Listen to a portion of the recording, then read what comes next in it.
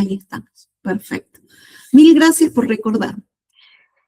Y bueno, y les decía, ¿no? Esta inmersión del cuerpo, y que bien lo trae en esa cita que les hago alusión, Gloria Edelstein, ¿no? Esto de que el niño ni bien pisa la escuela, aprende el juego de la escuela, que la escuela tiene preparada para él, ¿no? Y que muchas veces esa escuela no brinda hospitalidad, por el contrario, ¿no? A veces la escuela se transforma en un territorio que a veces inhabilita el cuerpo, ¿no? Lo disciplina. Y es un contrasentido porque sabemos que en el jardín, o que en los primeros años de vida, los niños aprenden con el cuerpo. Y también ella habla de ese juego de adaptación, ¿no?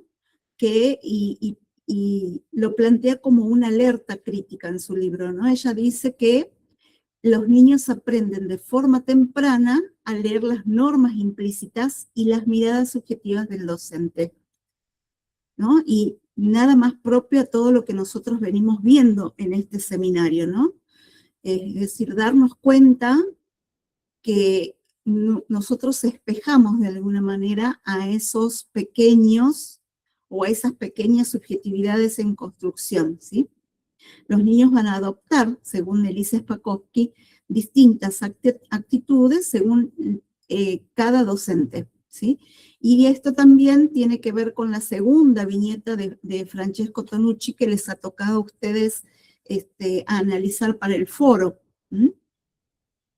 Es como para que ustedes también empiecen a sentirse de alguna manera interpeladas frente a esta alerta, ¿no? Porque, como les dije en la primera clase, frente al bullying, frente a las diferentes situaciones violentas que hoy están atravesando los chicos, los jóvenes en las escuelas, a veces la mirada evaluativa tiene mucho que ver y nadie la cuestiona, ¿sí? Entonces es momento de empezar a atar cabos, a darnos cuenta que nosotros no somos sin el otro, nos construimos a partir de la mirada del otro, de lo que dicen de nosotros, es una mirada con autoría, ¿sí? Entonces miren qué valioso es mucho más cuando dejamos por escrito también, ¿no? En un informe, todo aquello que los niños pueden ser y llegar a ser, ¿no? Por eso también hablamos de que la evaluación es un medio o un vehículo para conocer y comprender a las niñas y niños. Y en relación a lo que sucede en el encuentro pedagógico, en el que el maestro pone en juego una serie de estrategias y de recursos que van a mediar para que este niño pueda construir conocimiento, que es lo que nosotros comúnmente llamamos como enseñanza. Yo le digo experiencia de enseñanza porque también sigue siendo una experiencia para el maestro, y vaya si no lo es, ¿no? Cuando nos damos cuenta que los chicos aprendieron, que les fue bien con la propuesta, nos sentimos sumamente satisfechos, y eso para nosotros podríamos decir que es una experiencia de enseñanza. Entonces, en ese sentido, y ahí es cuando yo les digo que la evaluación forma parte de la agenda didáctica, es cuando la evaluación entra a mediar, ¿sí?, entre lo que nos proponemos en la enseñanza y lo que el niño puede aprender. Y este acto o este proceso, el aprendizaje, es un proceso, es decir, que no se va a dar de una sola vez, sino que nosotros en estas estrategias o en estas mediaciones que realizamos cuando disparamos un proceso de enseñanza, los chicos tienen que tener reiteradas oportunidades para interactuar con ese objeto de conocimiento o con ese contenido que nosotros queremos enseñar, ¿no? Y en el mientras tanto, en este proceso, le va a permitir al maestro analizar, remirar de forma atenta y profunda aquellas escenas que le han llamado la atención y así poder reorientar su enseñanza si fuera necesario. Es decir, que en esta frase podríamos sintetizar lo que muchos autores dirían la espiral, ¿no? O la dialéctica espiralada, que es nada más y nada menos un proceso de enseñanza y de aprendizaje. Y hablando de aprendizaje, ¿no? Y acá entraría esto, ¿no? Todos tienen que aprender lo mismo, porque nosotros, y esto creo que lo dije en la clase pasada, nosotros vamos a ofrecer, por esta idea de justicia educativa, vamos a ofrecer las mismas oportunidades a todos nuestros niños frente al conocimiento, ¿no? Es decir, le vamos a enseñar a todos lo mismo, porque estamos siendo justas, ¿sí? En términos de oportunidad. Pero, si yo les doy, a ver, la fórmula, ¿no? Esto de 1 más 1 es 2, no funciona tan literalmente en una escena pedagógica, en un encuentro pedagógico, porque sabemos que los chicos son todas singularidades y cada uno va a aprender en el tiempo y en la forma que cada uno puede, en base a sus propias matrices de conocimiento, sus propias experiencias previas, etcétera, ¿sí? Entonces, frente a la pregunta, ¿todos deben aprender lo mismo? Y no, porque si bien yo les voy a dar a todos por igual lo mismo, la misma enseñanza, ¿sí? Es muy probable que no todos aprendan en el mismo tiempo, al mismo ritmo, en el mismo espacio, quizás no en el aula, quizás cuando salgan al patio los chicos puedan realizar su integración. Lo mismo pasa aquí en nuestro curso. Seguramente de todo lo que yo estoy hablando, cuando vayan y se sienten con algunas lecturas o cuando vayan a terreno, van a terminar de integrar. Es decir, no es en situación de aula en el que ustedes van a aprender. No sé si me explico. Pueden llegar a integrar todo esto que estamos hablando en otro tiempo y en otro espacio, ¿sí? Y es ahí cuando es importante la evaluación, porque yo a partir de entenderla como un proceso de acompañamiento a la trayectoria, voy a ir acompañando y haciendo retroalimentación. La retroalimentación es eso, es ir mediando entre ese objeto de conocimiento, que puede ser cualquier objeto, un contenido, un recorte, etcétera, ¿sí? Voy acompañando, mediando con la palabra o con las acciones, ¿sí? Y la segunda pregunta, ¿el aprendizaje es algo que alguien posee? ¿Qué les parece a ustedes?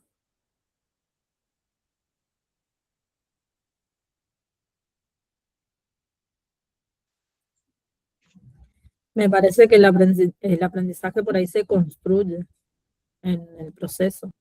No es algo que por ahí Y es poseemos. algo que vamos adquiriendo, profe, que se va adquiriendo. Que se adquiere. ¿Sí? No sé quién estaba hablando. Silvina, Ah, Silvina, bien.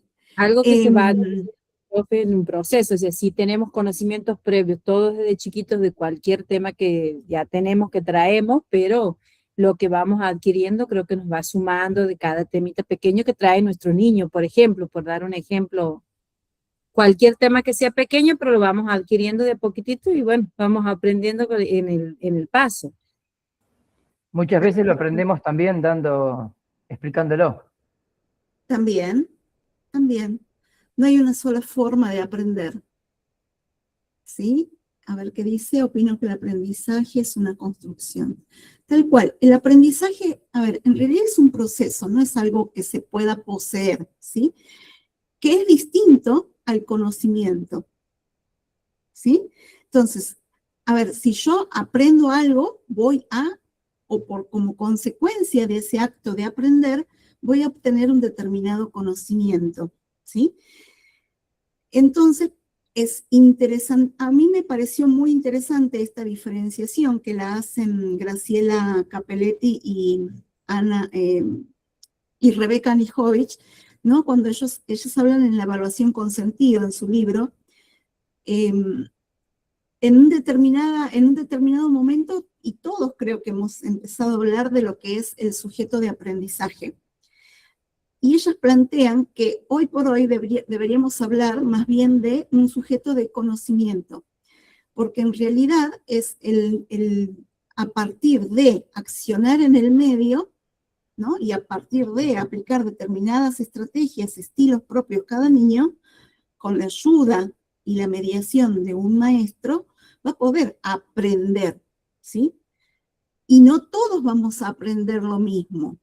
¿Por qué vuelvo a decir? Porque todos partimos desde quizás puntos muy diferentes de aprendizaje, de conocimiento o de saberes previos, ¿sí? Y el conocimiento vendría a ser como ese resultado.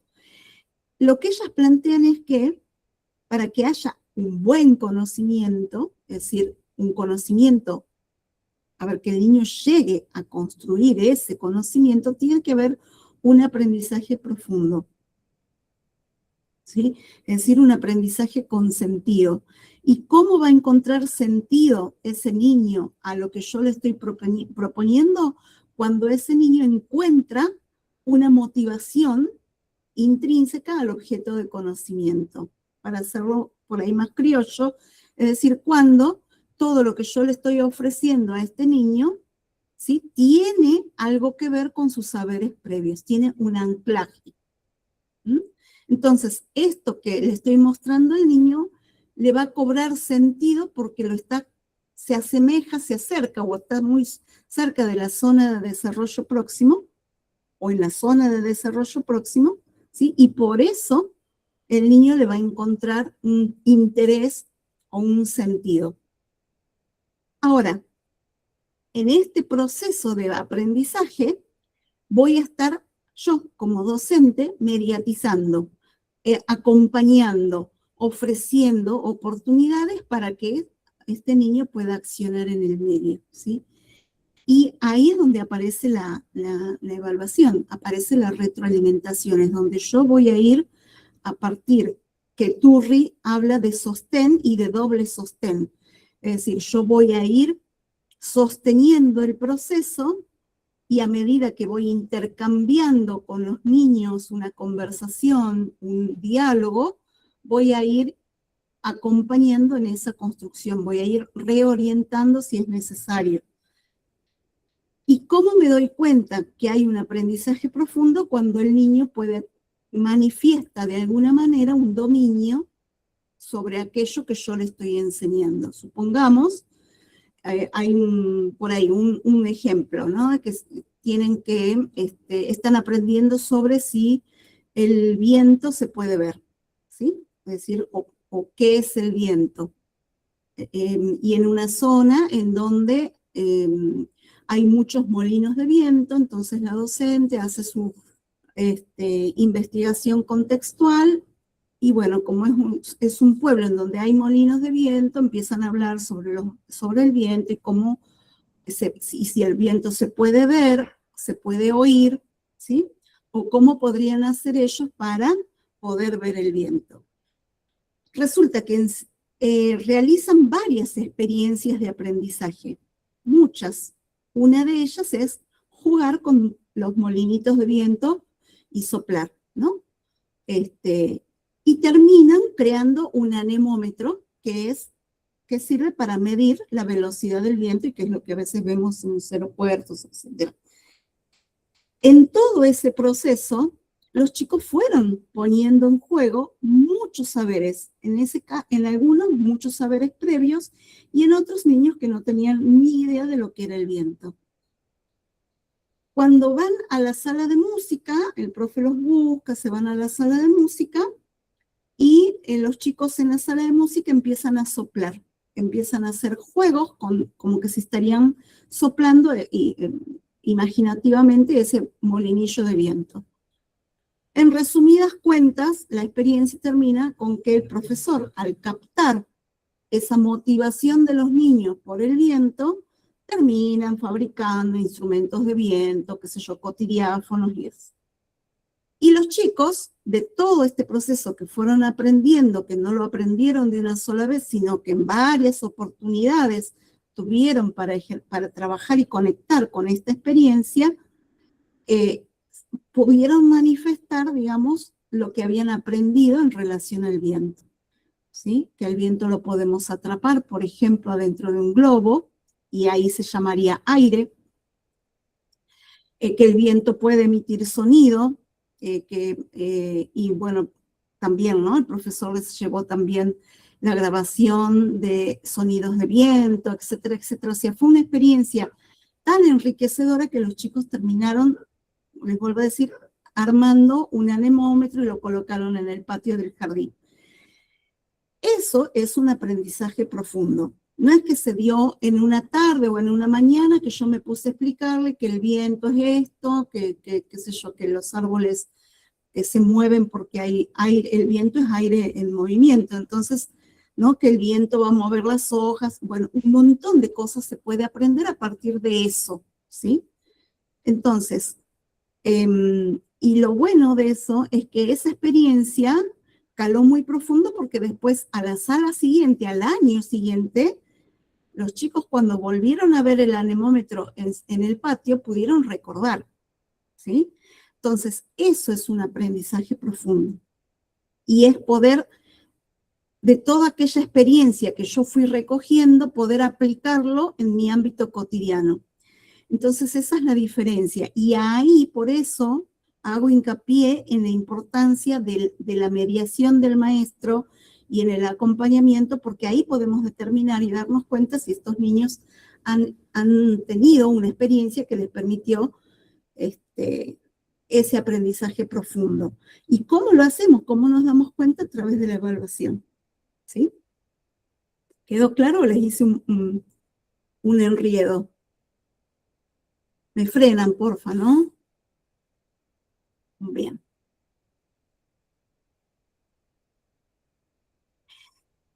Entonces, esta primera parte nos da pie para poder hablar de este aprendizaje. Si el aprendizaje es consentido, la evaluación también es consentido. Entonces, para que yo pueda generar aprendizajes y evaluación con sentido, tengo que poder hacerme como estas tres preguntas, que es lo que después va a decantar en la planificación didáctica. Esto vendría a ser como las reflexiones previas que uno se hace antes de sentarse a escribir una propuesta de enseñanza, ¿no? El porqué del porqué. Es decir, ¿por qué? ¿Qué sentido tiene? A ver, volviendo a la experiencia del viento, ¿qué sentido tiene esta experiencia para los chicos, ¿no? Porque por ahí uno podría decir, bueno, pero si están en este pueblo y sus papás trabajan en los molinos y este pueblo está rodeado de molinos de viento, etcétera, etcétera, los chicos seguramente tengan mucho saber, ¿no? Como que no. Entonces ahí empieza también, ¿no? Esta suerte de hacernos preguntas acerca de un determinado recorte de la realidad, que es lo que nosotros llamaríamos la construcción del referido, ¿sí? Que es lo que hemos venido viendo, digamos, a lo largo de estas clases.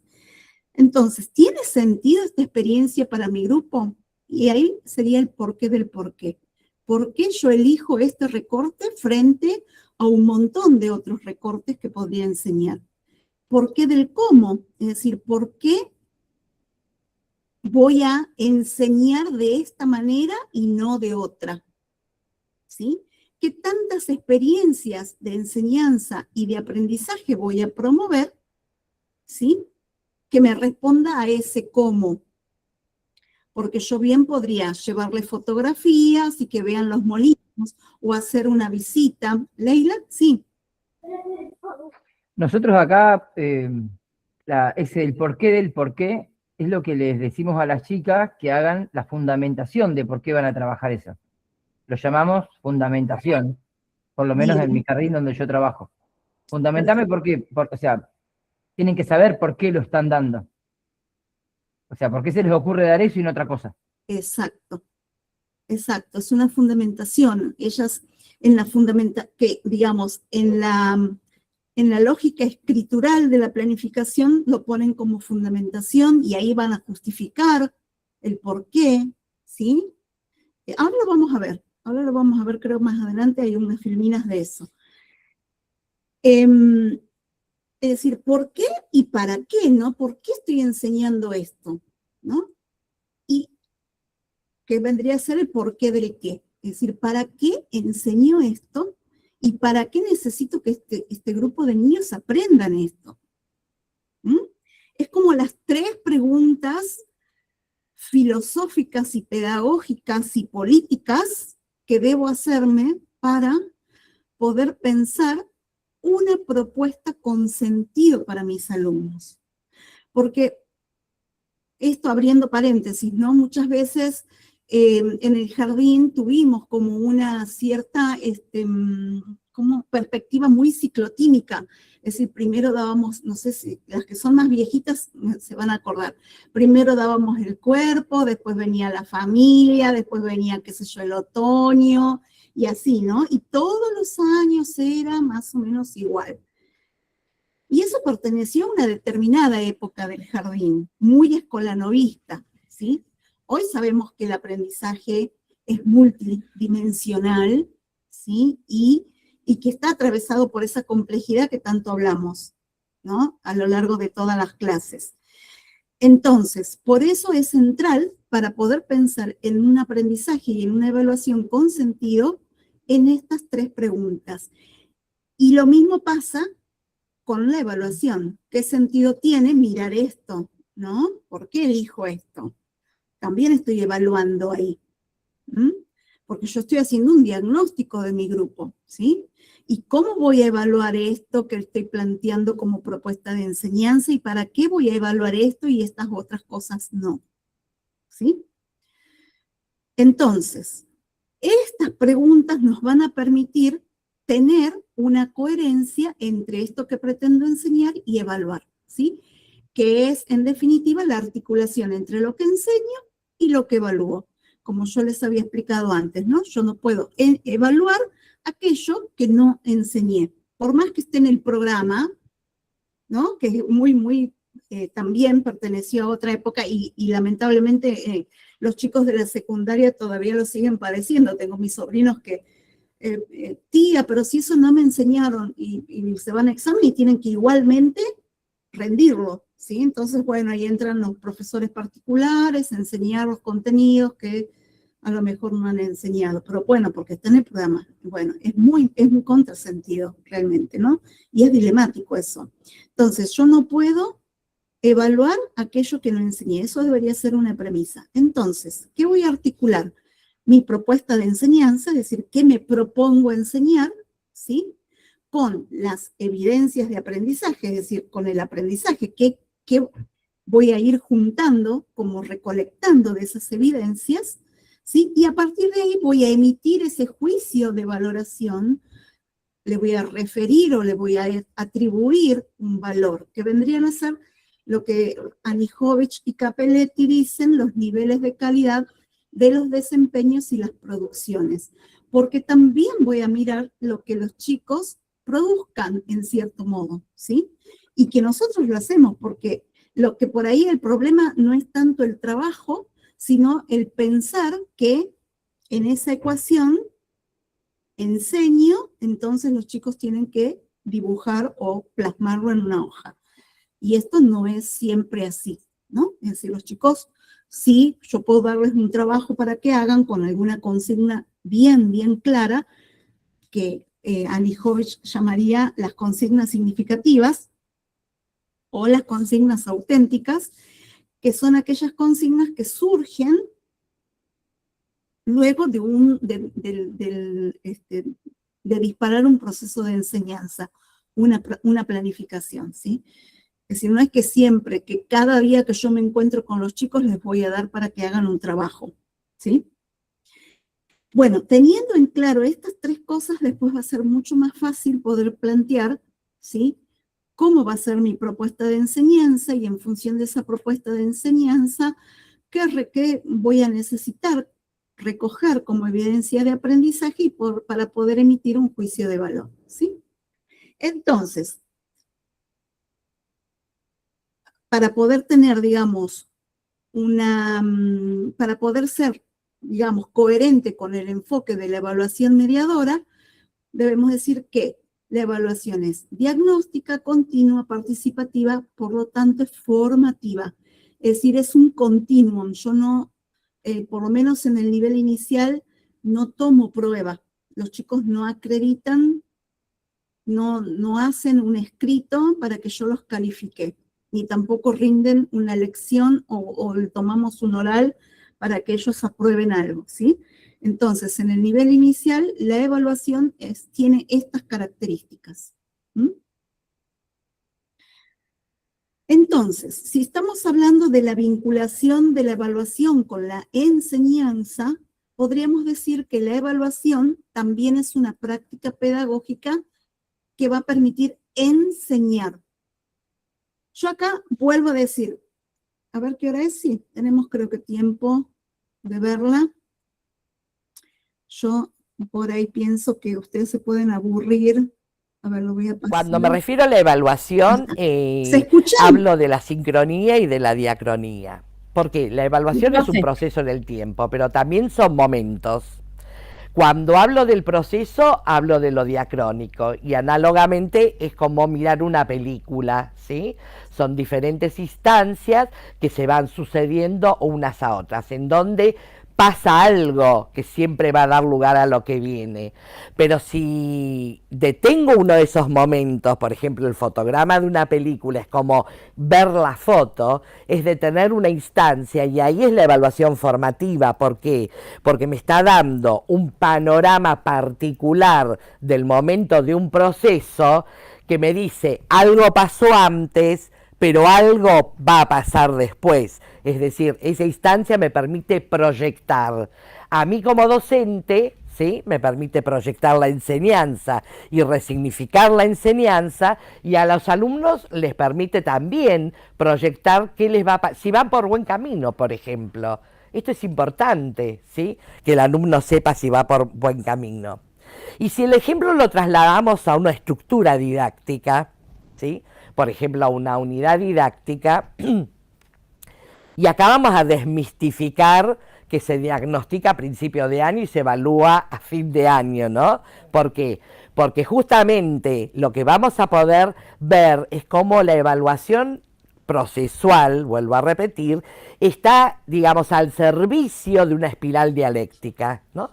Donde al inicio de la unidad didáctica, el maestro lo que hace es propone una situación problemática a conocer, por ejemplo, un estudio de radio, ¿no? Un determinado recorte de la realidad, donde tiene que saber qué saben sus alumnos respecto de eso. Es decir, los famosos saberes previos de los que hablan los maestros. Estos saberes previos son necesarios porque me están indicando cuál es el punto de partida de ese proceso de enseñanza. Obviamente no va a ser análogo en todos los niños, pero bueno, eso es lo rico, la diversidad hace que el maestro pueda ir leyendo, digamos, estas respuestas de los alumnos. Y siempre tiene que haber un salto cualitativo en lo que proponga el maestro, esta distancia óptima de las que nos habla siempre Brunner, como para que lo nuevo que el maestro proponga sea realmente significativo y desequilibre las estructuras de conocimiento ya adquirido en los niños. Si no, es como que no tiene mucho sentido, ¿no? Entonces, esta evaluación diagnóstica va a permitir al maestro justamente que proyecte los procesos de enseñanza, que enriquezca esta planificación, ¿sí? Que retome algunas cuestiones o agregue otras o descarte inclusive algunas que consideran no es para el momento. Y durante el desarrollo de la unidad didáctica, los diferentes momentos de evaluación formativa en las diferentes áreas del conocimiento van a ir permitiéndole al maestro que vaya resignificando el proceso de enseñanza y al alumno que vaya de alguna manera siguiendo sus propios procesos de aprendizaje. Finalizada la unidad didáctica, obviamente, la evaluación sumativa es como un nuevo diagnóstico de situación, porque me muestra un punto de llegada, pero me abre un nuevo panorama para seguir trabajando. Bueno, quería ahondar un poquito más con respecto a la interpretación de la evaluación. Es decir, y esto lo conectaría con lo que sería la documentación, la posterior comunicación. Es importante no solo documentar, sino saber interpretar lo que estoy documentando, ¿sí? Entonces, ¿de qué manera voy a interpretar la documentación? Una vez que se registra, por ejemplo, a través de la fotografía, a través de una grabación, se registra un caso, por ejemplo, el maestro piensa, bueno, en este momento me parece interesante, en el momento de juego en sectores, dedicarme exclusivamente a observar y a registrar y a documentar qué sucede en el juego dramático. ¿Sí? Puede ser en cualquier otro de los juegos. Bueno, en ese momento elige el juego dramático. Obviamente que esta elección de juego dramático no lo hace en el colectivo o cuando llega al jardín a ver qué voy a hacer hoy, no. Esto lo tiene previsto en su planificación en la unidad didáctica, es decir, en esta unidad didáctica voy a concentrarme en juego dramático, voy a concentrarme en juego en construcciones, voy a concentrarme en determinadas cuestiones. No va a poder concentrarse en todo ni con todos los niños. Y esto es tomar decisiones. Recortar es tomar decisiones. Y las decisiones que irá tomando las irá tomando en función a sus propios objetivos de enseñanza y a sus propias intenciones de enseñanza, ¿no es cierto? Bueno, por ejemplo, recorta juego dramático. Para apreciar qué pasa en el juego dramático, el maestro ha propuesto determinados objetivos y contenidos, con lo cual tendrá que tener muy en claro cuáles van a ser los indicadores que a él le van a hacer permitir una lectura crítica de esa realidad que está observando. Y tiene que tener muy claro cuáles son esos indicadores. Por ejemplo, cómo crea el escenario de juego, ¿sí? Si lo crea solo, si lo crea con otro, qué elementos utiliza para crear el escenario de juego, si es creativo, por qué es creativo, ¿no? Qué juguetes utiliza, qué propuestas hace, con qué grado de autonomía o de dependencia se maneja en el sector, cómo pregunta, cómo repregunta, cómo escucha, con quién juega, qué temáticas de juego seleccionó. Todos estos indicadores hay que tenerlos claros previamente.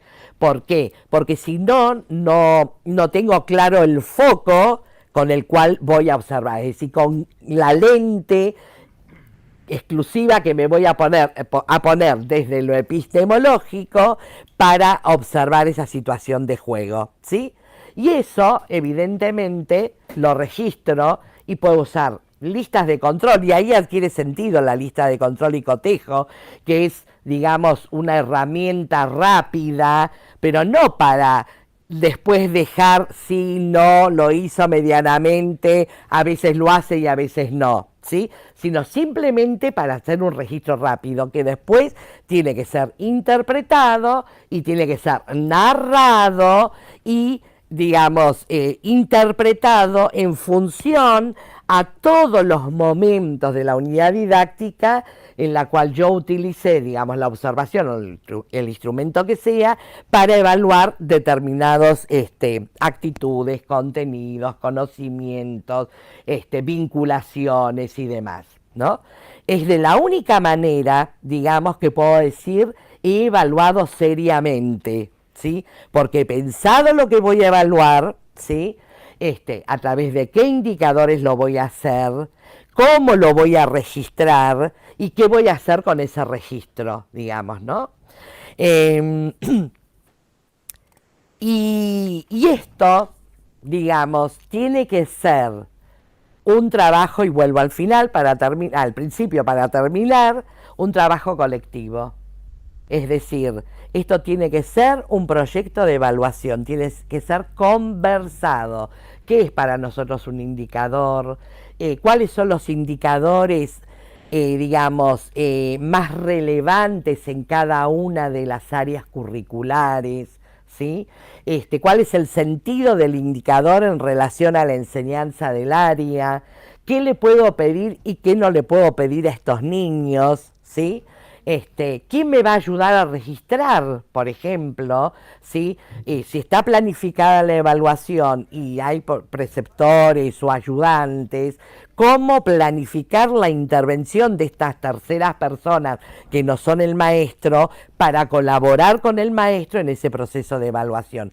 Eso requiere de una planificación conjunta, de una planificación colectiva, y creo que es responsabilidad de todos los que formamos parte de la institución. Muy bien.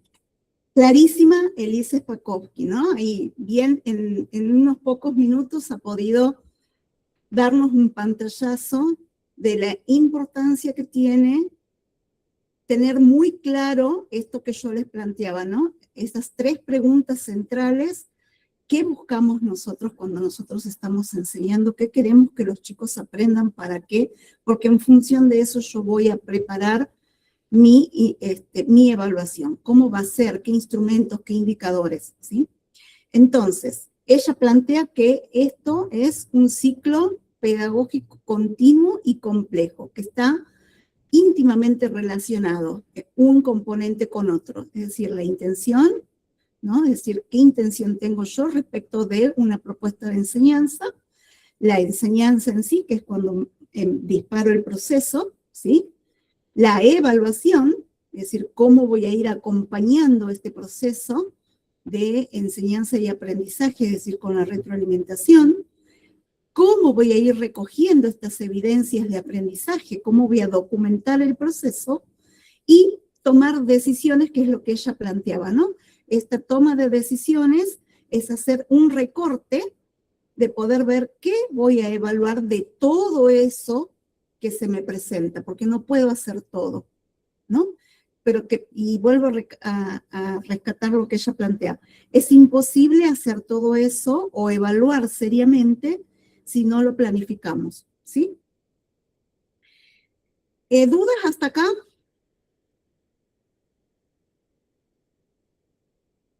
Sí, Leila.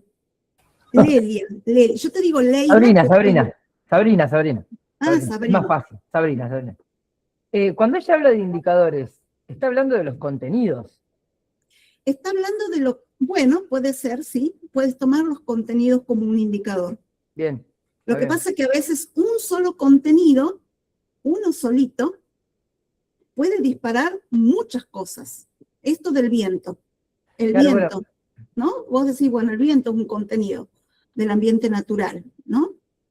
Pero después vos fijate la cantidad de experiencias que ha alargado ese solo contenido. Entonces, yo tengo que en realidad pensar, más que nada, sí lo podés tomar el contenido, vuelvo a decir, pero también más me fijaría en los propósitos de enseñanza. ¿Qué me propongo con esta propuesta de enseñanza, valga la redundancia, que los chicos aprendan? Entonces, si yo quiero que con el viento los chicos aprendan qué es el viento, que qué sé yo, que gracias al viento y la utilización de molinos se puede, no sé, generar energía eléctrica, la energía eólica, qué sé yo, bueno, un montón de cosas, ¿sí? Entonces yo tengo que saber poder recortar, decir, ¿qué quiero que los chicos aprendan? Y esto de qué quiero que los chicos aprendan va a depender mucho también del diagnóstico previo que yo haga al grupo. ¿Qué necesidades de conocimiento tienen? ¿Sí? Bien, a nosotros en la provincia de Buenos Aires, durante mucho tiempo, en capacitaciones que hemos hecho y demás, lo que dicen es que partimos de los contenidos. Al ser el diseño curricular prescriptivo, partimos de ese contenido y decimos, bueno, ¿qué queremos enseñar? Este contenido, conteo, estoy diciendo cualquiera, ¿no? Cualquier ejemplo. Sí. Bueno, ¿en qué estructura didáctica lo encuadramos? Y partimos de ahí. O sea, es como, acá es como que estoy pensándolo al revés. Claro, a ver, yo no te digo que no, porque yo de hecho como docente de sala utilicé el contenido para crear mis propios indicadores, pero después me he dado cuenta y a partir de, por supuesto, enseñar esta asignatura y estudiar muchísimo, yo la tuve de profe Elisa también, es una genia y explica,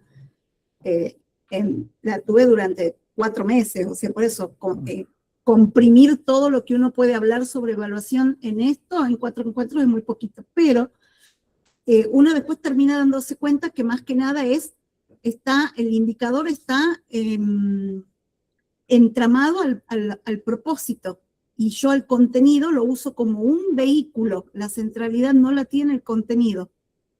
Bien. ¿Sí? Bueno, sí, sí, Entonces sí. ahí es como que, lo que pasa es que vuelvo a la clase 1, las tendencias, ¿no? Esta de la pedagogía por contenidos, que fue muy prevalente desde la década de los 90, hace también que nosotros tengamos, digamos, como atravesamientos en nuestras prácticas. No sé si les pasa, o a mí me pasaba como seño, que a veces era una cantidad, una troquelada de contenidos que poníamos, y resulta que nunca llegábamos, y era un montón. Hasta que comprendimos que la lógica no es cuantitativa, que tengo que tener muy clarito el recorte, el qué o como diría, el porqué del porqué, es decir, y el qué y el para qué, voy a enseñar esto, y cuando yo me hago preguntas, ahí surge todo, ahí empezás a decir, con 2 o 3 contenidos ya está, porque ya tengo para toda la propuesta. Pero bueno, es un ejercicio. Y ahora lo vamos a ver. Espero poder llegar, que lo podamos ver. Entonces, la evaluación de aprendizajes es preguntarnos qué enseño y qué evalúo, ¿sí? Por lo tanto, esto lo debo planificar. ¿Cómo se planifica? Bueno, todo esto ya lo vimos en los momentos, y ahí Elisa Spakovsky ha hablado claramente de la diacronía y la sincronía. Es decir, yo puedo tomar como en un fotograma, me paro dentro de la unidad didáctica, bueno, ya venimos haciendo tantas y tantas cuestiones, me voy a parar a ver el juego dramático, ¿sí? Bueno, yo decido, y ella lo plantea muy bien, corrernos del mito de que primero es esto, después lo otro, y después al final lo otro. Corrernos de eso, porque si no, no estamos evaluando bien. Los sujetos, que vendrían a ser no solo los niños, sino también el maestro, porque también va a estar mirando su enseñanza. Voy a pensar qué técnicas e instrumentos, y después cómo voy a interpretar todo eso, sistematizar y analizar, ¿sí? Entonces, cuando yo hablo de momentos, sujetos, técnicas, me pregunto cuándo, quiénes y cómo. Estas 3 preguntas vendrían a responder en todo esto, ¿sí? ¿Cómo voy a, luego de sistematizar y analizar, cómo voy a comunicar? Bueno, ahora ya lo vamos a ver en otra filmina, pero va a depender esa comunicación de los resultados en función de a quién le voy a comunicar esos resultados, ¿sí? Si yo tengo que hacer un proceso evaluativo y tengo que después en una reunión de personal comentar cómo resultó o cómo está resultando, no sé, la unidad didáctica del viento, ¿sí? Por ejemplo, entonces si yo lo tengo que hacer entre docentes, voy a preparar un determinado informe, capaz que lo haga con filminas, en un PowerPoint, con un cañón, qué sé yo. Si es al docente directivo, que de hecho ustedes deben hacer informes para el director, cambia cuando es la comunicación a las familias, porque de la manera que yo voy a hablar con mi directora no es la misma que puedo hablar con las familias, ¿no? Comunicarme con las familias. O también cambia cuando es un informe que piden las autoridades, ¿no? O, por ejemplo, cuando me presento una feria de ciencias, etcétera, ¿no? ¿Cómo lo voy a hacer? Puede ser la memoria de sala, puede ser un informe cuantitativo, descriptivo narrativo, narrativo con indicadores, etcétera, etcétera. Acá les traje un ejemplo de cómo podríamos pensar. Ustedes ahora tienen un trabajo práctico en el que van a aplicar un dispositivo que en definitiva ese dispositivo no es la estructura de una planificación. En realidad es un dispositivo que permite lo previo a escribir la planificación. Es cuando yo me siento a pensar y reflexionar qué es lo que voy a enseñar, ¿sí? Entonces, yo me hago preguntas. ¿Cómo están mis niños hoy? ¿Qué necesidad de conocimiento observo? ¿Qué conocen o desconocen sobre algo, ¿no? El mundo, el contexto. Entonces, esas preguntas me sirven a mí para diagnosticar al grupo, ¿sí? Y acá les pongo así muy efímeramente, porque puede ser, pero al ejemplo me sirve. Tampoco es que vamos a hacer, porque también en educación hay que tratar de ser más expeditivos, por eso el docente se cansa, ¿no? Y no quiere hacer este tipo de cosas porque a veces demanda demasiado tiempo, diría Daniel Brailovsky, ¿no? Entonces hay que ser bien concretos. Y acá dice, los niños de sala de segundo ciclo se interesan por la escucha de historias, les agrada la literatura, poesía, cuentos, explorar libros, pero un porcentaje elevado de ellos aún no logra reconstruir lo que escuchan, incluso no logran dramatizar situaciones concretas de algunos de estos materiales. Su lenguaje oral aún es escueto, no es ordenado y aparece sin coherencia. ¿Sí? Por otro lado, necesitamos abordar un recorte del ambiente, ya que aún no hemos salido del contexto. En la comunidad del jardín hay adultos que aún escuchan radio y en el barrio del jardín tenemos una FM. Por lo tanto, es muy probable que la experiencia sea llevarlos a la FM, ¿no? A la radio, que tendrá que ver a lo mejor con esta cuestión del escuchar, ¿no? Y de la lengua oral. Bueno. Entonces, teniendo este pantallazo del grupo, ¿sí? Esta evaluación diagnóstica, va a pensar algún tipo de experiencia o de propuesta de enseñanza con sus contenidos, por supuesto, que le va a permitir planificar, ¿no? Que vendría a ser lo que yo les recién me equivoqué, no era el referente de la enseñanza y de la evaluación, que es una construcción propia que va haciendo el maestro en la que se considera la intencionalidad, de esto que venimos hablando, es decir, qué pretende que los chicos aprendan, qué puede enseñar, y en esto de qué puede enseñar se hace preguntas el maestro. ¿Qué voy a enseñar? ¿Qué voy a evaluar? ¿Qué voy a realizar en términos de oportunidades de aprendizaje? ¿Con qué recursos? ¿Vamos a salir de paseo? No. ¿Hacemos la experiencia directa? No. ¿Invitamos a un experto a la sala? Etcétera, etcétera. Este es el momento previo en el que a partir de este conocimiento de mi grupo, yo me empiezo a hacer preguntas, es decir, empiezo a trabajar el referente, ¿sí? Este es el dispositivo que yo les contaba que está ahí en el aula. Entonces, vuelvo a decir, esto no es la planificación, ¿sí? En sí, sino que son las preguntas que deberíamos hacernos quizás para poder pensar en una planificación. Entonces, tenemos ese diagnóstico, que es el que les comenté recién, qué conocimientos poseen los niños en relación a, qué oportunidades les brinda el contexto sobre, etcétera. ¿Qué propuestas de enseñanza voy a enseñar? ¿Para qué? ¿Qué sentido el sentido de la propuesta, ¿sí? No alcanzo a leer. El sentido de la propuesta contempla el contexto y el grado de relación que guarda con la tarea, con la vida de los niños. Es decir, trato de vincular todo esto que yo sé es mi grupo y que necesita conocer con la propuesta de enseñanza, que acá vendría a ser el por qué y el para qué, con las posibles experiencias que puedo realizar con los niños.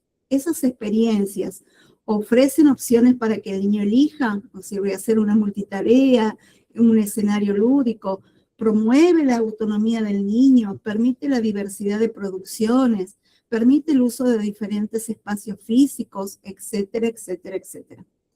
Entonces, en este planteo, en esta tabla, ustedes ya pueden prácticamente generar una planificación áulica, ¿sí?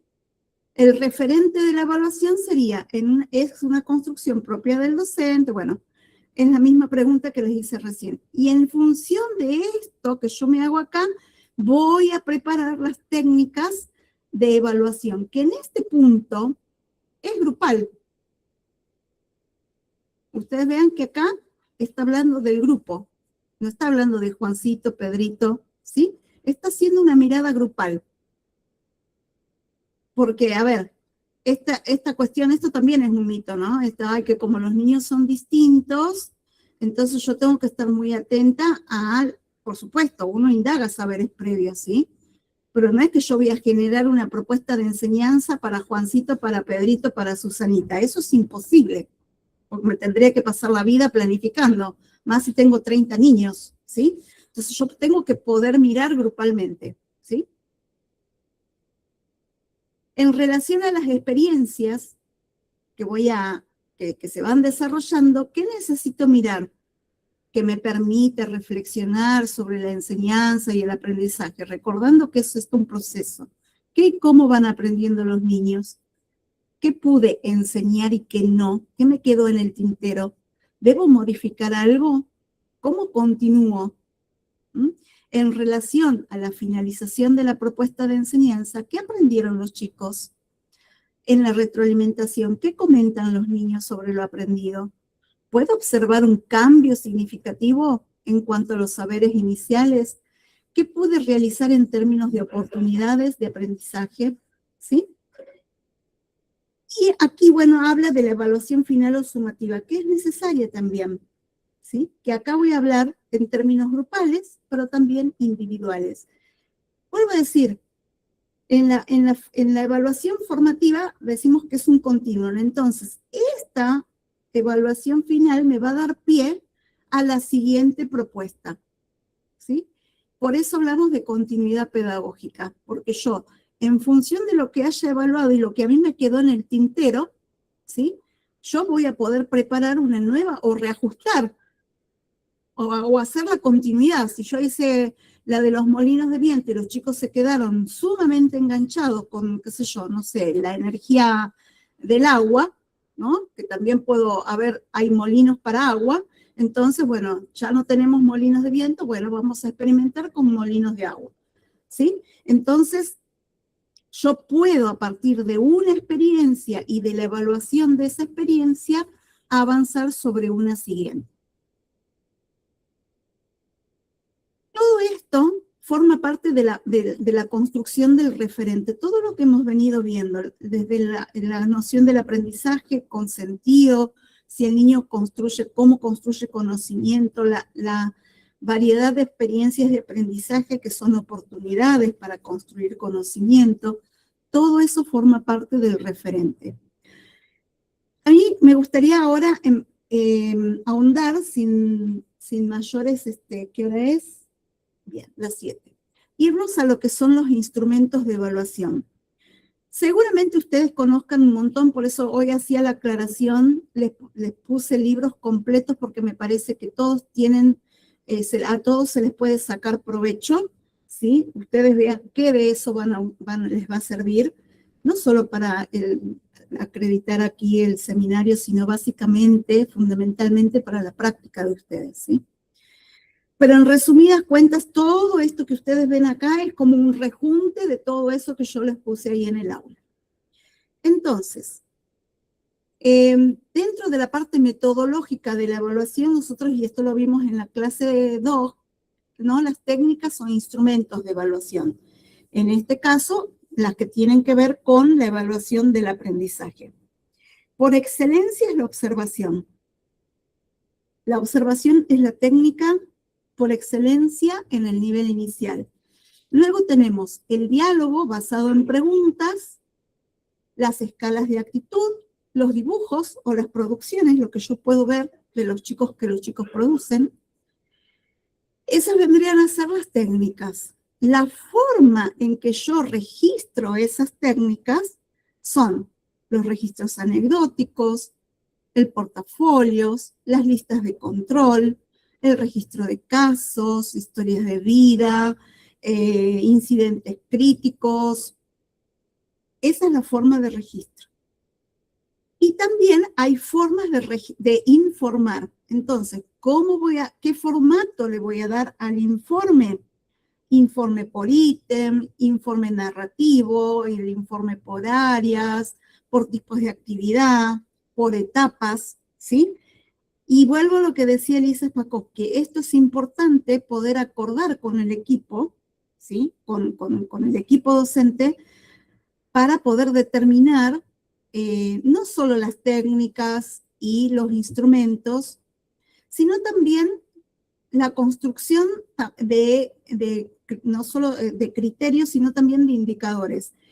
Muchas veces le tenemos miedo a los indicadores, pero a veces son necesarios porque el indicador de alguna manera agiliza y permite focalizar, ¿sí?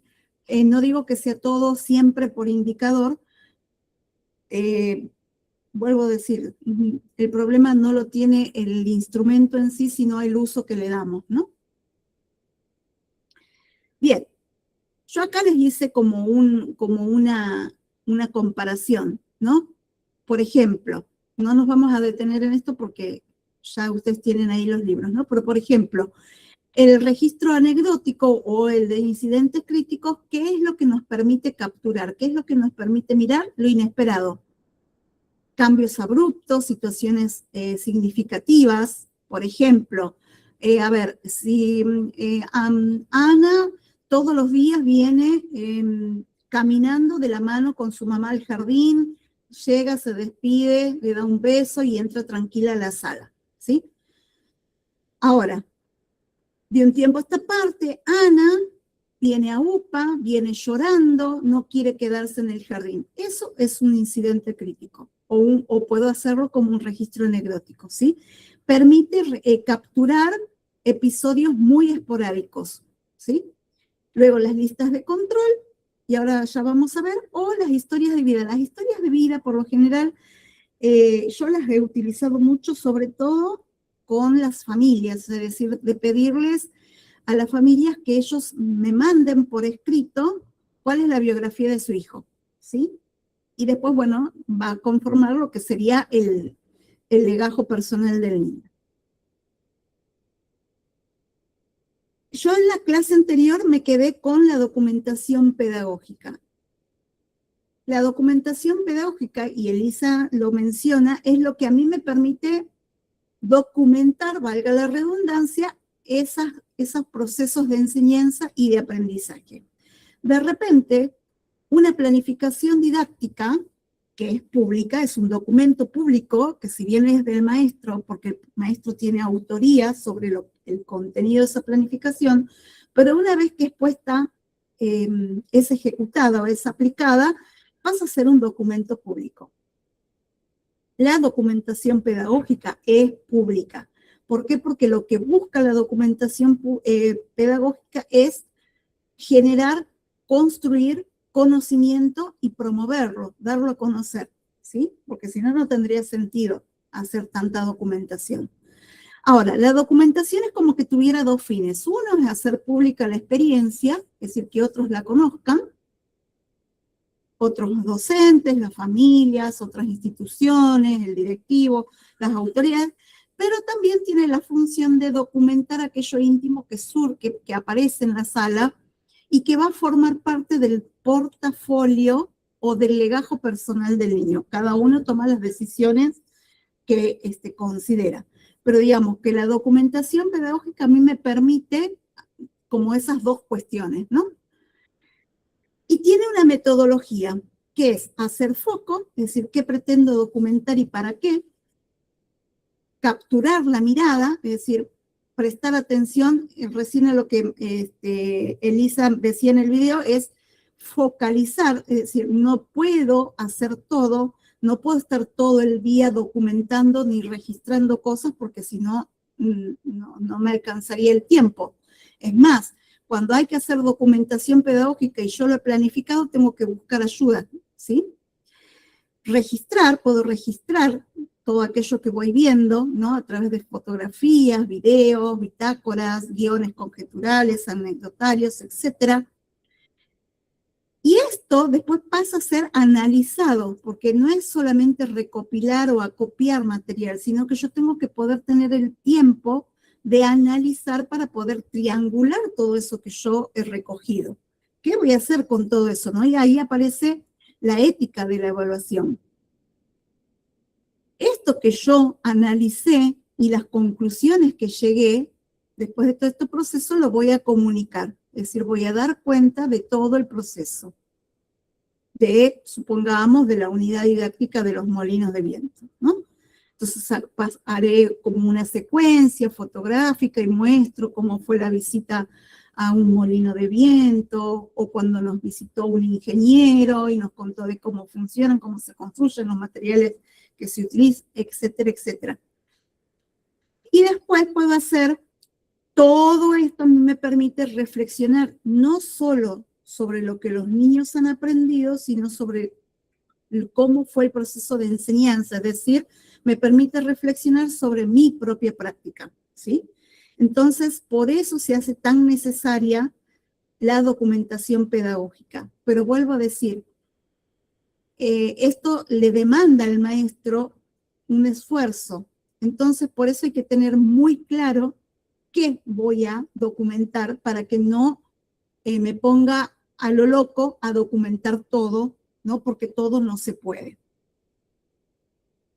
Esta es una documentación que hice en las épocas en las que estaba en sala. Por ejemplo, y así se puede documentar, que es lo más práctico, ¿sí? Lo que sí lleva su tiempo, en el sentido de que voy a elegir qué fotografía hacer, ¿no? Esta es una documentación que es de patio, de juego en el patio, ¿sí? Pero es juego, básicamente. Entonces yo pongo, acá no le pongo el nombre para no identificarla, pero la niña pisa el objeto, pero no lo mira. Ella estaba parada pisando el cosito, que es un bloque de un rastri, ¿no? Lo está pisando hasta que se da cuenta, lo descubre. Miren cómo capta la cara de ella frente al descubrimiento, ¿sí? Eso es básicamente. Y estas son fotos que las saqué con mi celular, que era un celular re viejo, porque ya no, era de los, de allá, pero pude captar. Esta secuencia tiene 8 fotografías, pero bueno, no daba el tiempo a ponerme las 8. Entonces, la niña descubre, ¿sí? El objeto que pisaba, comienza a jugar y empieza la automotivación y la inmersión al mundo lúdico. Es decir, que ella empieza, digamos, a generar su propia experiencia lúdica, ¿sí? Bueno, esto así fue a su portafolio, con una pequeña explicación, por supuesto, qué es el juego, etc.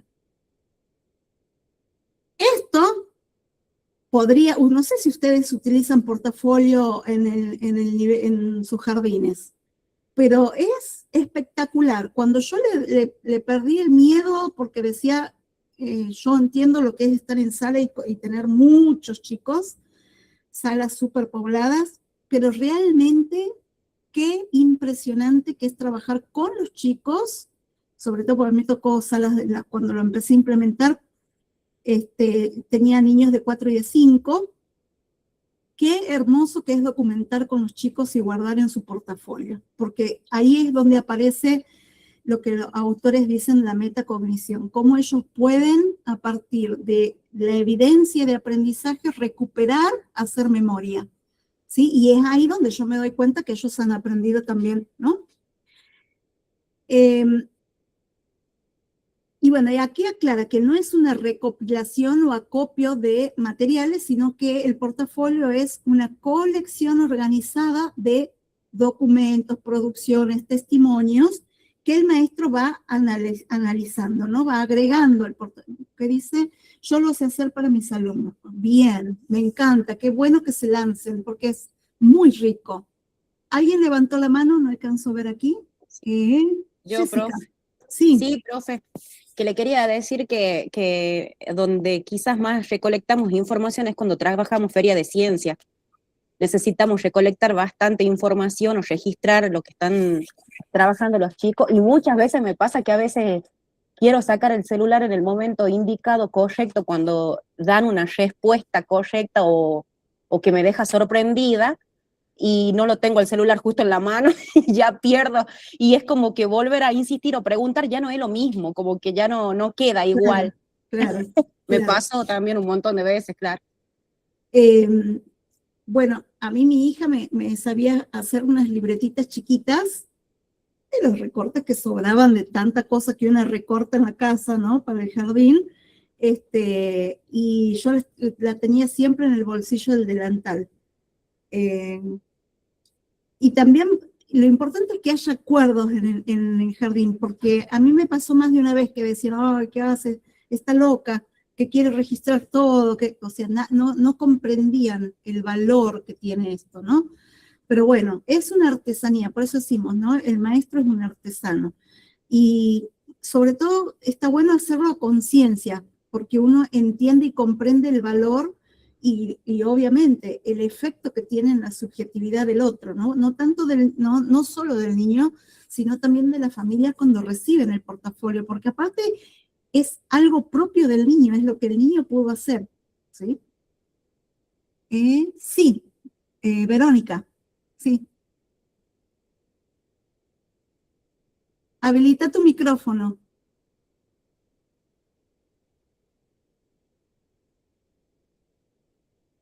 Ay, no se te escucha.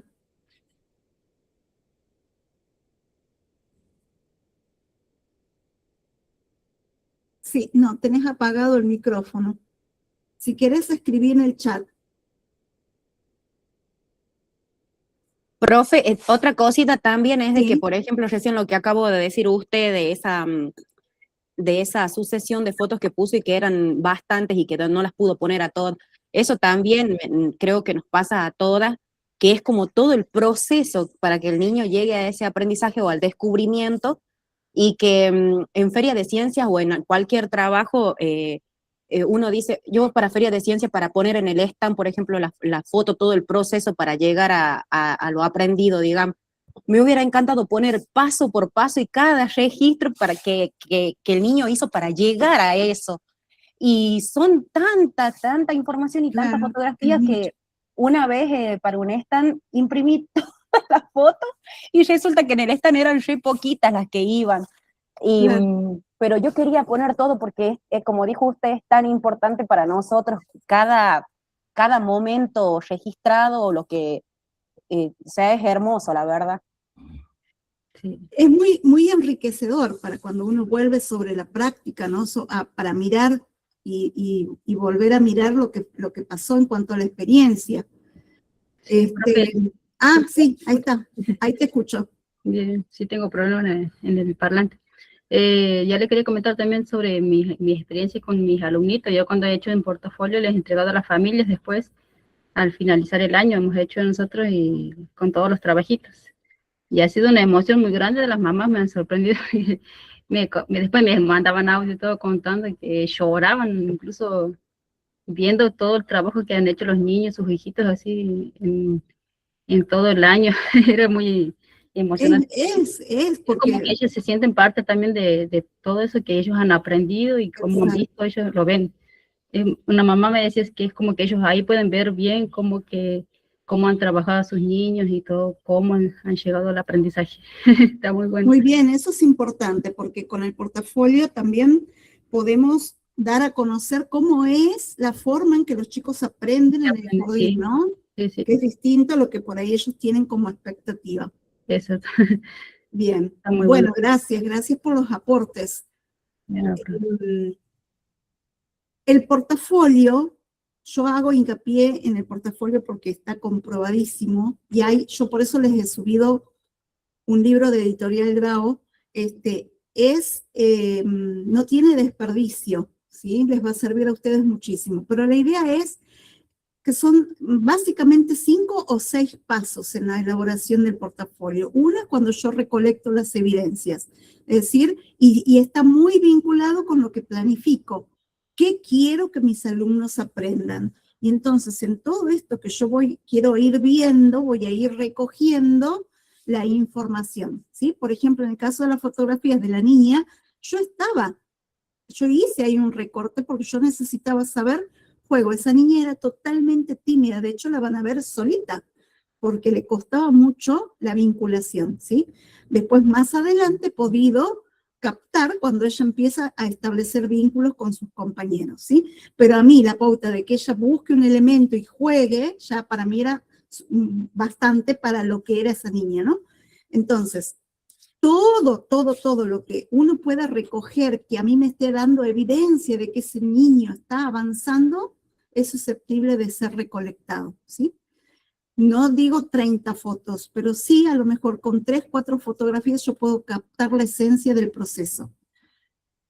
De todo lo que yo capte, no solo fotografías, sino registros anecdóticos, estas bitácoras, incidentes críticos, etcétera, voy a seleccionar esas evidencias, porque no voy a poner todo de todo, ¿sí?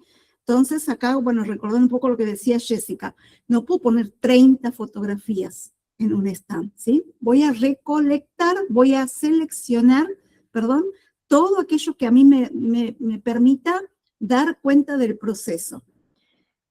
Y a medida que yo voy seleccionando, debo decir, y a mí me ha pasado, que se genera la reflexión. Yo voy dándome cuenta ahí qué me faltó, qué pude hacer mejor, o de quién me faltó recoger evidencia, o de qué aspecto, etcétera, etcétera. Entonces, y no solamente eso, sino reflexionar también sobre todo lo que se ha disparado como proceso dentro del grupo, ¿sí? Esto a mí me permite cohesionar, darle sentido a todo lo que fui haciendo. También me va a permitir proyectar, porque es una oportunidad de ver todo lo que hemos logrado, todo lo que se hizo, para poder, analizar, pensar, esto lo voy a continuar haciendo, esto no estuvo ajustado ni apropiado al grupo, etcétera, etcétera. O sea, a mí me permite incluso pensar una nueva propuesta de enseñanza, ¿sí? Entonces yo, en la elaboración del portafolio, yo vuelvo a decir, no solo el niño hace metacognición, sino que el maestro también. Y es importante que en esto colabore también el niño, sobre todo si hay niños más grandes que ya vienen trabajando con portafolio. Por eso es importante el acuerdo institucional. Es decir, por ahí está bueno que sala de 3, 4 y 5 hagan portafolio. Y entonces los chicos, ya llegado un tiempo, van a poder hacer ellos solitos quienes recojan sus propias evidencias y las agreguen a su portafolio, ¿sí? Y bueno, y luego viene la edición, publicación y comunicación. En esto también vuelvo a decir con lo que les expliqué con la documentación pedagógica. Yo cuando hago la edición puedo pensar a quién le voy a mostrar esto, ¿sí? Porque un portafolio puede ser de forma material, pero también lo puedo hacer de forma digital. Entonces, todas esas son decisiones que yo voy a tomar, ¿sí? Bien. Bueno, acá yo les puse un ejemplo, lo vamos a pasar, porque quiero llegar a la parte del informe, pero básicamente, si yo registro algo, tengo que poder interpretarlo después. Esa es la función. No es recolectar y listo, sino que yo tengo que poder, después de haber recolectado, hacer mi interpretación, ¿no? Bueno, acá está el ejemplo ese que yo les daba. Que Celeste entra sin la madre, no llora, permanece el horario completo, ¿sí?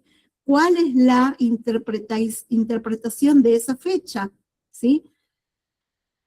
En este caso, la niña Celeste parecía que ya estaba integrada totalmente al grupo, ¿sí? La observación sistemática posterior revela un patrón de interacción cerrado, es decir, que solo se vincula con 2 niños. O sea, a medida que va viendo el avance del registro anecdótico, se da cuenta que la niña solo se vinculaba con 2 niños, ¿sí? Bien. Y así, bueno, hay ejemplos de las listas de control. Acá van los indicadores, la lista de alumnos, que se puede, esto es bueno cuando tenemos grupos muy grandes, ¿no? Entonces puedo tomar pequeños grupos y evaluarlos. El legajo personal del niño, que está muy vinculado al portafolio, porque hay instituciones que lo tienen, hay otras que no. Pero el legajo personal del niño debería tener todos los informes, toda la documentación pedagógica, la entrevista inicial, los incidentes, la selección de incidentes. Sí, Cristina.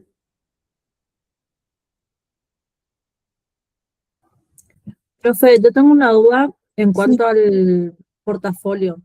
¿Se realiza de un solo tema o de un recorte o se realiza durante todo el año? ¿O lo podemos hacer de las 2 formas para recolectar todo? Yo lo planteo desde principio de año hasta final.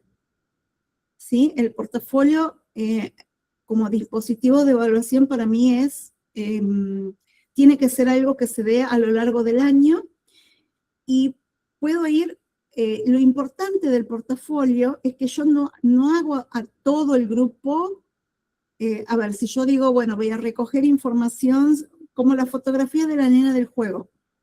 No todos los chicos tienen fotografías de juego, porque cada niño, yo voy a ir, eso es lo interesante de la evaluación por portafolio. Yo ahí sí muestro lo singular de cada niño.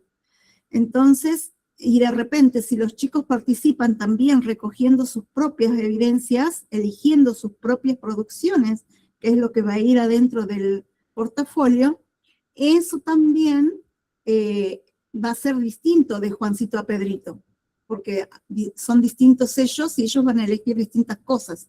Yo lo tomo durante todo el año, ¿sí? Y voy haciendo lo que Spakowski dice, ¿no? Esta cuestión del momento.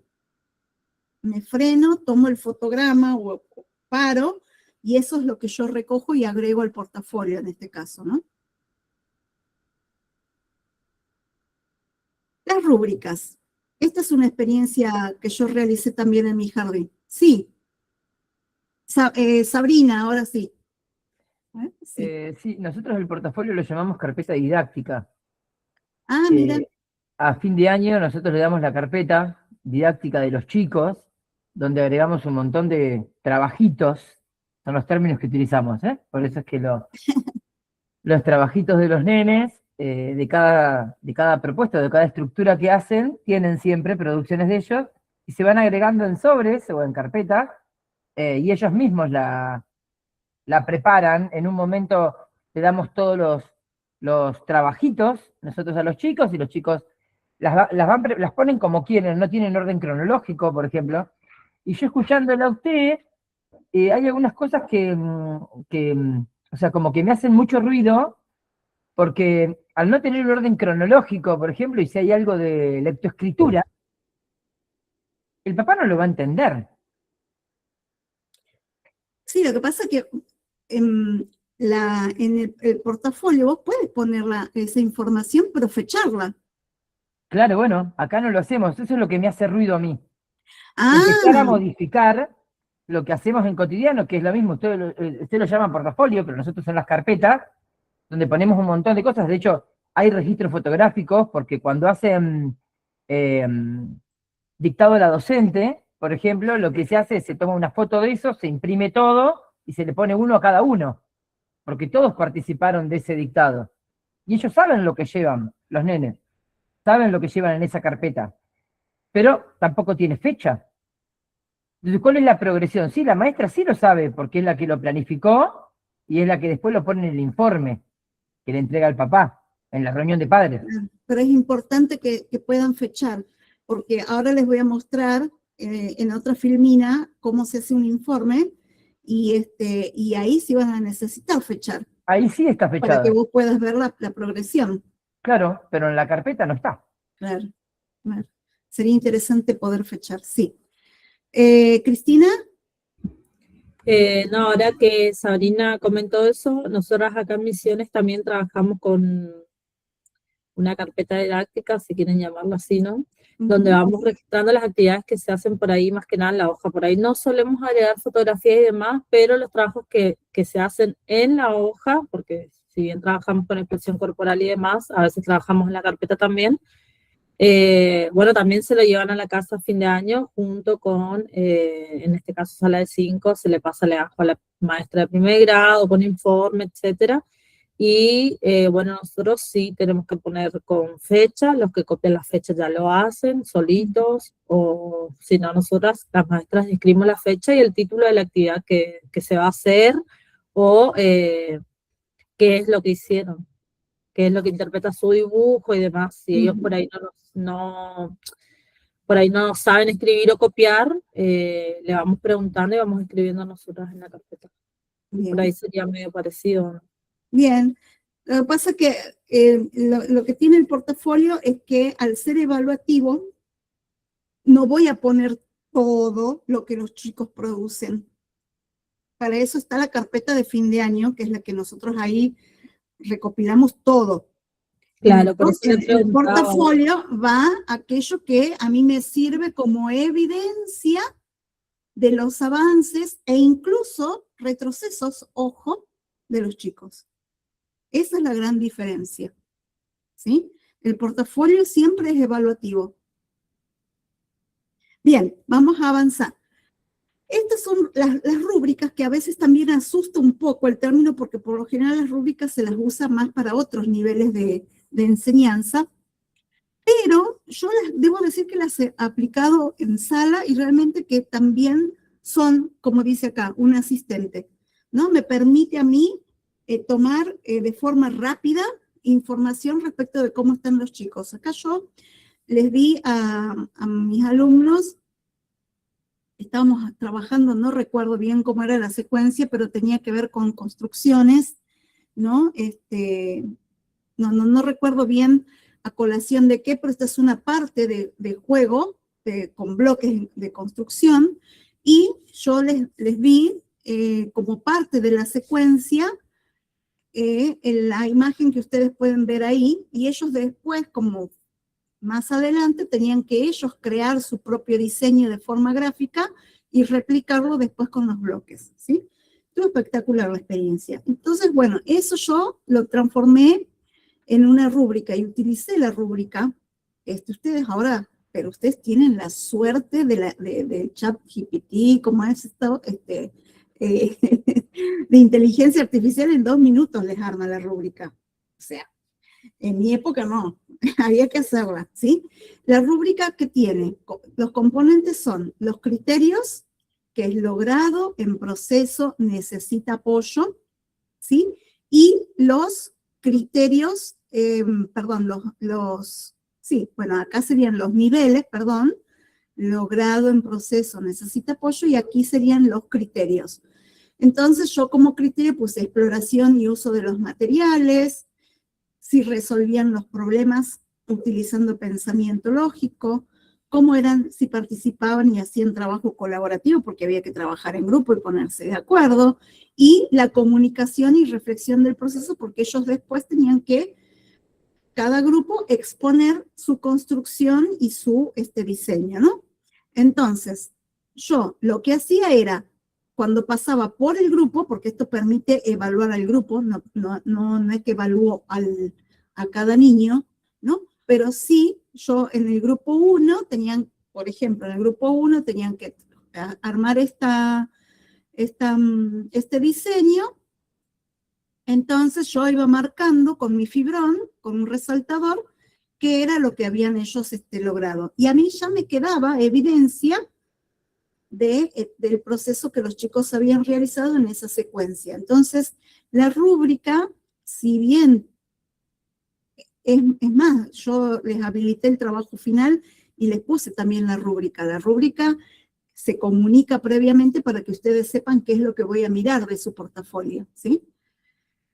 Entonces, en el caso con los chicos, yo también puedo avisarles y decirles, la torre tiene que tener así, esta altura, esta estabilidad, tiene que estar hecha con estos materiales, uno va a usar materiales de plástico, otros van a utilizar materiales de madera, etcétera, etcétera. Entonces esos ya son criterios y los chicos ya van a estar sabiendo que cuando yo mire esas torres, voy a estar mirando a ver si cumplen con esos criterios, ¿sí? Esa es la función de la rúbrica y me pareció linda, me parece que es bien utilizada, es un muy buen instrumento para evaluar también. Acá en por ejemplo, esta cosita se me vino para esta filmina, que no sé por qué está acá, pero era de la filmina anterior. ¿Cómo voy a informar? Yo puedo, después de hacer todo el rejunte de evidencias, de analizarlo y sacar conclusiones, yo tengo que poder informar. Vuelvo a decir, comunicar. El informe a mí me sirve para comunicar. En la mayoría de los casos siempre comunicamos o al directivo o a las familias. Y nosotros podemos tomar decisiones respecto de qué formato va a tener ese informe. Por lo general esos formatos son acordados en el equipo, ¿sí? De docentes. Hay varias formas. Este podría ser uno, ¿no? Es decir, por campos de conocimiento, ¿no? Por ejemplo, ciencias sociales, naturales, en la sala de 3 años, reconoce a personas del entorno escolar y acá vendrían a ser los indicadores. Y acá fíjense que no hay logrado, no logrado, porque eso lo dejamos para un instrumento, ¿sí? Acá estamos informando, yo no puedo poner logrado en vías de lograr o no lo logró, no lo puedo poner, ¿sí? Y esa es la gran confusión que hubo durante mucho tiempo, darle un instrumento de recolección a los padres cuando en realidad nosotros debemos darles un informe escrito. Y ese informe va a tener determinados formatos, ¿sí? Que son acordados con el equipo. A veces les damos la famosa lista de control como informe, y en realidad eso no es un informe. Acá yo les puse un ejemplo de informe escrito. Profe, Sí. disculpe, ¿usted sabe que en un jardín maternal de acá le siguen dando a los niños ese tipo de informes, si se quiere, a los papás? Se les sigue dando como eso. Bueno, no, o sea, Yo a ver, leí que sería mi comadre, me dio para ver, y le daban todos cuadros, en proceso, logrado, no logrado, y eso el no, padre no entiende nada de eso. claro, y por eso ella me lo dio y me dice, ¿me podés explicar si va bien, si no? Porque me dan esto y no entiendo nada. Y ahí le expliqué más o menos cómo es que se trabaja, pero yo le dije que bueno, que eso es una parte que tiene la docente, es como una rúbrica, si se quiere, que ella utiliza, pero después tiene que hacer el informe por escrito, Claro, que es la niños. interpretación de todo eso. Claro. Porque es el padre que tiene que encontrar sentido a lo que está leyendo, si no el padre entra en una angustia tremenda. Mira, no entiende nada, y en proceso, ¿por qué me dicen proceso? Me decía. Claro.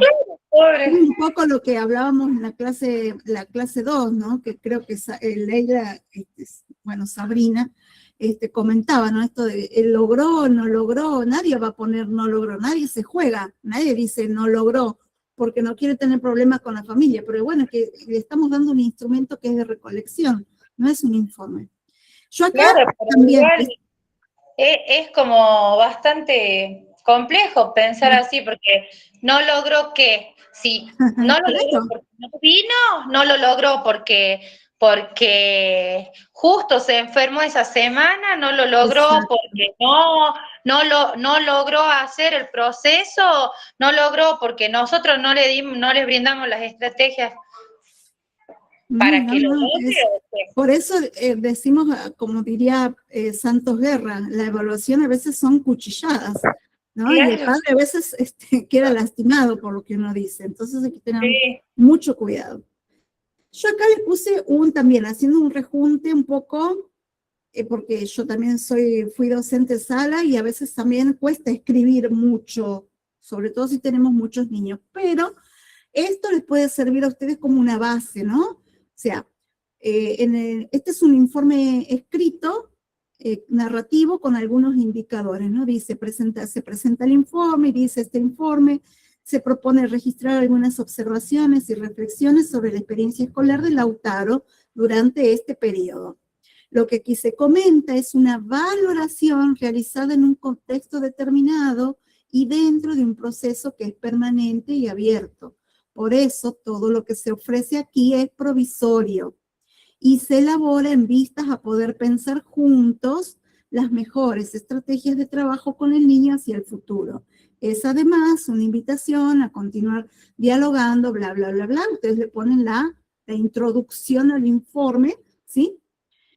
Comentarios generales. Dice, Lautaro ingresó al jardín, ¿Cómo ingresó al jardín? ¿Lloró? ¿No lloró? Bueno. En esas primeras jornadas pudimos observar que Lautaro, se vinculaba solo con 2 amiguitos, etc. Para facilitar los primeros vínculos entre los nuevos compañeros, ofrecimos una serie de propuestas tales como escenarios lúdicos, con agua, con bloques de madera, con libros, etcétera, ¿sí? Frente a esas mismas experiencias, Lautaro se manifestó así, ¿sí? Hacemos brevemente una descripción, ¿sí? Una narrativa. Mirando las producciones que realizaba Lautaro en esas primeras semanas, puede verse que, no sé, que hace un garabato descontrolado o que hace unas primeras incipientes letras, etc. El siguiente dibujo, por ejemplo, refleja esto que les estoy diciendo. Y ponen un dibujo, no ponen 5 dibujos, ponen uno que sea representativo. ¿Me siguen hasta ahí? Es decir, el informe puede tener, pues esto es lo que iría dentro de un portafolio. Después viene, esta es la parte más general, después viene, supongamos que a esa altura del mes que hace el informe, solamente trabajaron en un proyecto, mis amigos postales. Hacia el final del primer semestre comenzamos a desarrollar un intercambio con los chicos de la Sala Amarilla de un jardín ubicado en la Ciudad de México. La propuesta fue, el intercambio de cartas, qué sé yo. Lautaro eligió intercambiar cartas y dibujos con Pedrito de la Ciudad de México. Y allí expresó que, Esto nos permitió observar algunas características de su relación con el lenguaje escrito. Al escribir su carta, por ejemplo, escribió esto. La siguiente fotografía muestra el momento en que Lautaro escribía su carta. ¿Sí? Vamos a las áreas expresivas. En distintos momentos de la jornada se desarrollaron en forma habitual algunas actividades vinculadas a la expresión artística. Por ejemplo, de esas actividades, Lautaro ha tendido a interesarse en jugar con objetos de viento, cotidiáfonos de viento. Últimamente, de todos modos, también se acercó a los tambores, por decirlo de alguna manera. Estas variaciones en sus gustos se relacionan tal vez con, no sé, su placer o su gusto por la música. Muchas veces me he preguntado, viendo a Lautaro, ¿a qué le gusta más jugar a Lautaro? Por ejemplo, ¿no? Que ella se hace preguntas. En los dibujos, a continuación, puede verse cómo fue cambiando su modo de jugar. Y agregan ahí. Comentario, va cerrando el informe. Aprendí mucho trabajando junto a Lautaro este año. Resultó un desafío y una responsabilidad acompañarlo en su gran entusiasmo por. En general, si debiera describir en pocas palabras el proceso de Lautaro en la sala, diría que pasó por 3 etapas distintas. En primer lugar, tanto. En segundo lugar, tanto. Finalmente, o sea, fíjense que de forma bien concreta, no es que le haga un texto de 50 páginas al padre. Esto puede tomar 2 carillas, más lo que le voy agregando como evidencia, ¿sí? El grupo de compañeros con los que Lautaro compartió este año escolar le otorgó un lugar grupal que es el más divertido, o al que le gusta jugar mucho, etc. Esto favoreció que Lautaro, aunque representó una dificultad en lo relativo a, no sé, cuando tenga que contar en público alguna experiencia, por ejemplo, ¿no? En relación al conocimiento de los números y el lenguaje matemático, acá ella explica, aunque puede creerse que los niños pequeños no aprenden matemática, lo cierto es que en el jardín nos ocupamos de acompañar los primeros pasos de los chicos con los números. Trabajamos, por ejemplo, en pesar cosas, objetos, en registrar números de peso o el tamaño. En estas actividades, Lautaro mostró avances importantes. Uno de los ejercicios de observación que empleamos para registrar estos avances, por ejemplo, consistió en ver hasta cuánto podía contar en distintos momentos del año. Y acá viene lo importante de registrar y fechar, ¿sí? Por ejemplo, en marzo, Lautaro contaba hasta 10, en mayo hasta 14, en julio contaba hasta 20, y en septiembre también siguió contando hasta 20, ¿sí? En relación al lenguaje oral y escrito, la siguiente rúbrica muestra cómo está Lautaro en relación al reconocimiento y escritura de su nombre. Y aquí está un recorte de la rúbrica. Garabatea y atribuye valor de escritura de su nombre a dichos grafismos. Este sería otro nivel. Escribe la inicial y o algunas letras de su nombre. Lo escribe copiando un modelo, lo escribe solo. Esto está sacado de el libro de Brailovsky, creo. Comentarios finales. O sea, esto vendría a ser un informe. A ver, que yo, a mi modo de entender como docente, y que también fui muchos años docente de sala, es lo que el padre espera saber de su niño, ¿no? Si logró, no logró, ¿sí? Es decir, es un breve relato acompañado de algunas evidencias que me permitan sostener esto que estoy diciendo, ¿sí? Bien. Para ir terminando, gracias a Dios vamos bien con el tiempo, ¿cómo evaluamos? Es como enseñamos. O dicho de otra manera, y esto lo dice, yo le subí un video ahí de Graciela Capelletti, véanlo, es muy clarificador de todo esto de lo que venimos hablando. Ella dice, dime cómo evalúas y te diré cómo enseñas. La evaluación en la educación inicial es, en última instancia, un proceso de autoanálisis del docente. Las evidencias de aprendizaje que recolectamos, portafolios, registros, listas, son el reflejo directo de las experiencias que hemos decidido propiciar. Tal como dirían todos los autores que vimos, evaluar para comprender, evaluar para acompañar, evaluar para enseñar mejor. Bien. Quédate a un lado por un tiempo y deja espacio para aprender y observar cuidadosamente lo que los niños hacen. Y después, si lo has entendido bien, tal vez enseñar sea diferente. Loris Malaguzzi. Este es el cierre del seminario, que quedaron cosas en el tintero, pero segurísimo. Es enorme, complejo este seminario. Traté de achicar y de dar lo más que se podía. Así que bueno, si quedan dudas, si quedan consultas, no sé, aportes que quieran realizar, cosas que a lo mejor ustedes hayan querido que se desarrolle y podemos a lo mejor si quieren hacer una tutoría, nos encontramos y hacemos una tutoría, no hay problema. Me gustaría saberlo, ¿sí? Bien, ¿qué dice? Ay, no alcancé, se me fue el chat. Bueno.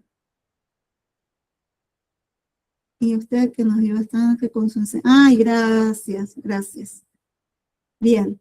Sí, a veces no. Yo que soy docente, ya me jubilé, ¿no? Este año, pero uno vivió la práctica. Es decir, no es nada de lo que yo elegí brindarles a ustedes en este seminario, no lo viví. Es decir, no estoy diciendo que hagan algo que yo no hice. En todo es prueba y error, pero acá hay que lanzarse, porque acá hay algo que es fundamental, que es el derecho de los niños a ser respetados, valorados, mirados con afecto, ¿sí? Porque nosotros lo que hacemos, le dejamos una huella imborrable, ¿sí? Y sobre todo cuando tenemos una mirada evaluativa sobre ellos, ¿sí? Bueno, tienen subidas las consignas. Ya este fin de semana me voy a abocar a hacer devoluciones del trabajo práctico 2. Debo decir que excelente los trabajos. Sí, les pedía a la mayoría que recorten, porque ponen entrevista a directivos y docentes de las salas, pero bueno, pueden ser 10 docentes de sala. Entonces, achiquemos ahí, porque vuelvo a decir, la evaluación es de poner foco, achiquemos para que después no tengan que hacer un trabajo muy grande. El evaluativo es, como les dije en el primer encuentro, es un portafolio académico. Sean creativas, ahí está la rúbrica de evaluación con lo que se les va a hacer la devolución. Fíjense qué es lo que quieren agregar, más allá de lo que hayan hecho como producción de trabajos prácticos. Por ahí pueden poner un cuento, ustedes vean un trabajo de un niño, algo que a ustedes les gustaría analizar, de algún alumno de ustedes. Bueno, ustedes vean qué es factible de ser agregado en ese portafolio. Básicamente es la cohesión interna del portafolio, que a mí me dé cuenta de que ustedes han aprendido y han sido movilizadas o interpeladas de alguna manera con todo lo que hemos visto en este recorrido. Bueno, mis queridas, ¿dudas hasta aquí? Profe, una consulta. ¿El trabajo tiene que ser individual o lo podemos hacer como veníamos trabajando de 4? Sigan trabajando como vienen trabajando. Bien. ¿Sí?